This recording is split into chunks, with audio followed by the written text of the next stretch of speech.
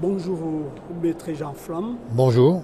Je voudrais vous poser une question par rapport à ce procès. Vous avez entendu ce que j'ai dit. Pour moi, c'est un dossier fabriqué, un de plus, sur ordre du régime Makigali. Le procureur fédéral belge suit aveuglément ce que Kigali lui demande de faire et défend donc les intérêts de l'État belge. Et ces intérêts, lesquels sont-ils?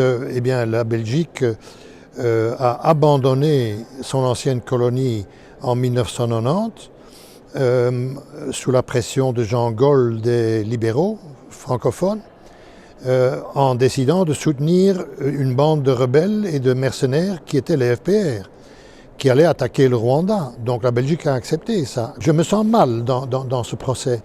C'est très étonnant. Dans vos propos, il y a deux génocides. Il y a aussi... il y en a plus, oui. Tout est falsifié par rapport à ce que vous venez de dire. Parlez-moi de ça un peu. Eh bien, pour moi, il y en a quatre. Quatre génocides depuis 1990. Le génocide contre les Hutus et les Twa, qui ont été environ, vous serez d'accord avec moi, entièrement exterminés, les Twa. Personne n'en parle.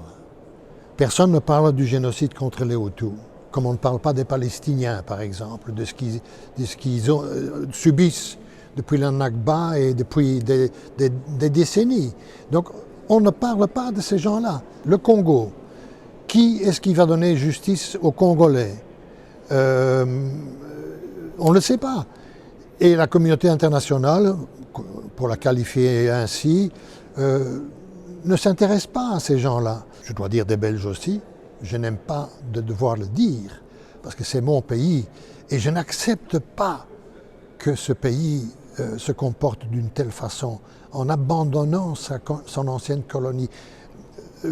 Juvenal Habyarimana était un ami du roi Baudouin. Il n'était pas un criminel, loin de là. Il y avait un équilibre ethnique, plus ou moins. Il y avait des problèmes, mais ce n'était pas un régime criminel qu'il fallait renverser. Mais quand on vous arrête souvent pour parler de FPR et le président Kagame, au lieu de défendre votre client, qu'est-ce que vous en dites?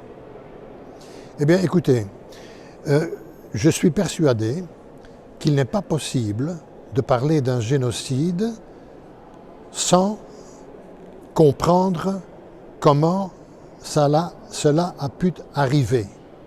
Quel est l'arrière-plan? Ça, ce n'est pas possible pour moi.